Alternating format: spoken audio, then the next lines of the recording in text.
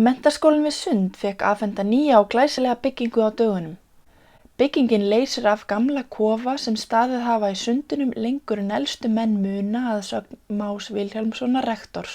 En núna erum við komin líklega með einna bestu aðstöðu til náms miðað við þann kannski nemendahóp sem kemur til okkar. Nýja byggingin hefur meðal annars að geyma fjöldan allan af nýjungum eins og aðstöðu til listgreina og upptökustúdíó sem ákaflega mikið nýtt nú þegar að sögn rektors.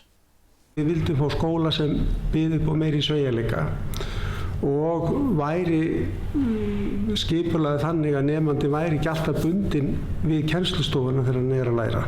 Í nýju byggingunni fjöldi sérstakra námsvæða sem nemendur nota til að læra á sinna náminu. Einnig í skólanum glæsilegt nýtt bókasafn með einum besta bókakosti á landinu sem vafalaust nýtist nemendum vel við námið.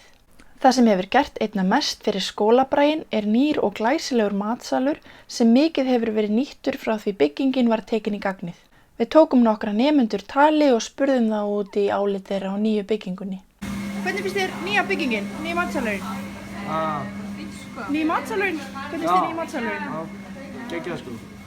Fyrir svona félagslífi hjá nemendum, þá held ég að salurinn skipti ótrúlega miklu máli. Þetta staðurinn þar sem þau koma saman í frímínútum, þau sjást miklu meira. Hvernig finnst ykkur nýja matsalurinn, Steffur?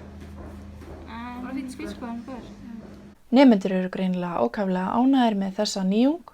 Nýja byggingin býr yfir fullkomnum skólastofum sem gjörbreyta aðstæðum til náms og kennslu í skólanum. Fréttastofa MBL fékk að líta inn í kennslustund í Menntaskólanum við Sund og við ljúkum þættinum í dag á svipmyndum frá því blómlega starfi sem þar fer fram. Inni sitja nemar og þeir líta ekki við mér. Rínandi í kjöltu með sím og leika sér. Og kennslustundin jakast svo ofurhægt. Svo ég heyri ring og ding og bing.